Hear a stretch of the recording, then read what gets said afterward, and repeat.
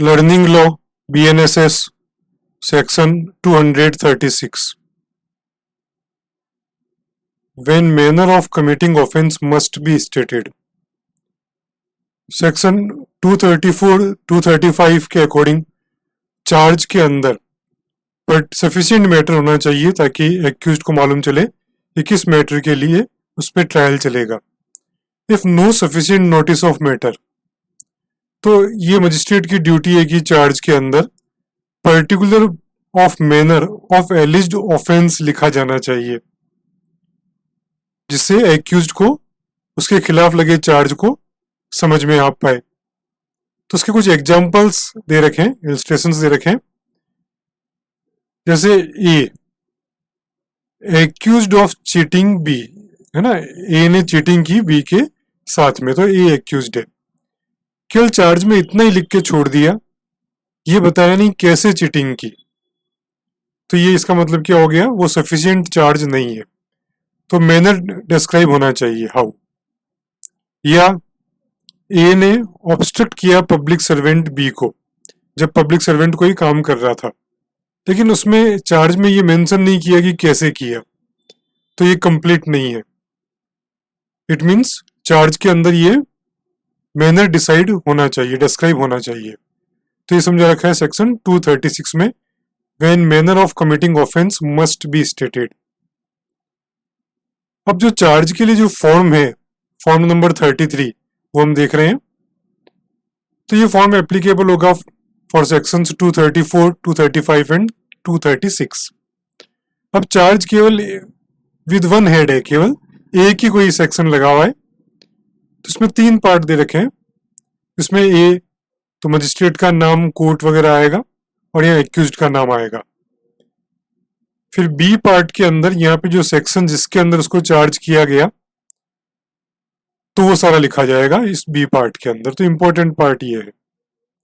और उसके बाद में कोर्ट जो ट्रायल करेगा तो उसके बारे में लिखा गया है सी पार्ट में, और signature and seal of magistrate यहाँ पे होगी। लेकिन यदि कोई सेक्शन चेंज होता है तो ये बी पार्ट चेंज होगा। तो बी पार्ट जो चेंज होगा उसके एग्जाम्पल्स फॉर्म नंबर 33 में दे रखे हैं, BNSS के लास्ट में। तो यहाँ पे एक और देख रहे हैं, तो बी पार्ट यहाँ चेंज हो गया ऑन सेक्शन 117 पार्ट 2, है ना। वापस देखते हैं, फॉर्म ये था, बी पार्ट को केवल चेंज करना है, तो बी पार्ट चेंज हो जाएगा और उसके अकॉर्डिंग फिर नया चार्ज फ्रेम हो गया। लेकिन कई बार ऐसा होता है कि मल्टीपल सेक्शंस हैं, चार्जेज विद 2 और मोर हेड्स, तो फर्स्ट में तो वही आएगा, name and office of magistrate. B में ऑन सेक्शन 179, एक एग्जांपल लिया है 179 सेक्शन का, तो फर्स्ट हेड ही हो गया। फिर सेकंड कोई हेड है, सेकंड सेक्शन है, तो सेकंडली यहाँ पे हो गया। सो ऑन थर्डली, फोर्थली, ऐसे नंबर ऑफ सेक्शंस यहाँ पे हो सकते हैं। और सी के अंदर जो ट्रायल चलेगा उस कोर्ट में, वो लिखा गया है signature and seal of magistrate होगी। तो चार्जेज विद 2 और मोर हेड, फॉर्म वही रहेगा 33। लेकिन कोई प्रीवियस कन्विक्शन के लिए कोई फॉर्म है, तो third, charges for theft after previous conviction, तो फर्स्ट में नेम ऑफ मजिस्ट्रेट और एक्यूज पर्सन का, यहाँ पे जो थेफ्ट वगैरह की थी उसके बारे में आ जाएगा, और इस पार्ट के अंदर प्रीवियस कन्विक्शन का पार्ट लिखा गया है ना, जिसमें प्रीवियसली कन्विक्शन जो दिया गया था वो सारा लिखा गया है।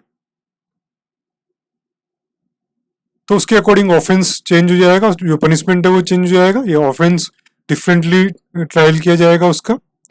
तो उसके अकॉर्डिंग फॉर्म नंबर 33 के अंदर charges for theft after previous conviction apply होगा।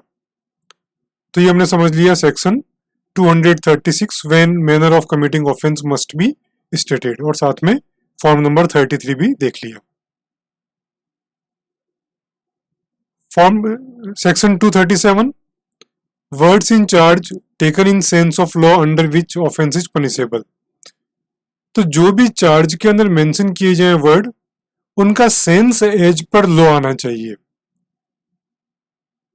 है ना। जो कहीं किसी एक्ट में जैसा सेंस आ रहा है वो आना चाहिए, लॉ के सेंस में आना चाहिए। ये समझा रखा है सेक्शन 237 के अंदर। इफेक्ट ऑफ एरर, यदि चार्ज मजिस्ट्रेट ने लगाया और उसमें कोई एरर है या कोई ओमिशन कर लिया, वैसे होना नहीं चाहिए, क्योंकि यदि एक्यूज को पता ही नहीं चला चार्ज में गलती है और क्या चार्ज फ्रेम हुए हैं, तो ये कह सकते हैं कि ये फेलियर ऑफ जस्टिस हो गया। तो इफेक्ट ऑफ एरर्स क्या होंगे कि at any stage of case, unless the accused was misled by error, error की वजह से एक्यूज्ड कंफ्यूज्ड हो गया कि करना क्या है, वो डिफेंड ही नहीं कर पाया, तो it's a failure of justice. Illustration एक दे रखा है, कुछ दे रखे हैं, उनमें से एक हमने लिया है।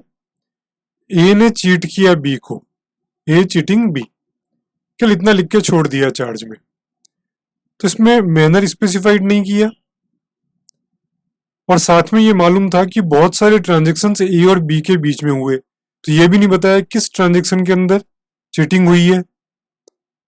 तो जब समझ में नहीं आया तो ए ने किसी भी तरह का डिफेंस भी नहीं किया, है ना, एक खास बात है, डिफेंस नहीं किया, तो इट्स ए मटेरियल एरर, तो ये फेलियर ऑफ जस्टिस का पार्ट आ गया। लेकिन यदि ए यहाँ डिफेंड कर लेता तो उस केस के अंदर हो सकता था कि वो जो पर्टिकुलर ट्रांजेक्शन जिसमें चीटिंग वो डिफाइन हो जाता, तो उस केस के अंदर मटेरियल ऑफ एरर नहीं रहती और फेलियर ऑफ जस्टिस नहीं माना जाता। तो बहुत सारे इलस्ट्रेशंस इसमें दे रखे हैं 238 के अंदर, तो उसको और भी समझ सकते हैं।